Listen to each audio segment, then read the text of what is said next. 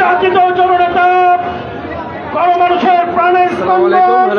জামাত ইসলাম জনতা আজহারুল ইসলাম ভাইয়ের মুক্তি এবং বাংলাদেশ জামাত ইসলামের নিবন্ধন ফিরিয়ে দেওয়ার দাবিতে আজকের এই বিক্ষোভ পরবর্তী সমাবেশে উপস্থিত সংগ্রামী সভাপতি কেন্দ্রীয় মজলিসের শুরার অন্যতম সদস্য বাংলাদেশ জামাত ইসলামীর গাজীপুর মহানগরীর সংগ্রামী আমির জননেতা অধ্যাপক মোহাম্মদ জামাল উদ্দিন, উপস্থিত আজকের আয়োজনের সম্মানিত প্রধান অতিথি সাতক্ষীরার গণমানুষের নেতা বাংলাদেশের অভিসংবাদিত নেতা ঢাকা অঞ্চল উত্তরের সম্মানিত পরিচালক কেন্দ্রীয় নির্বাহী পরিষদের অন্যতম সদস্য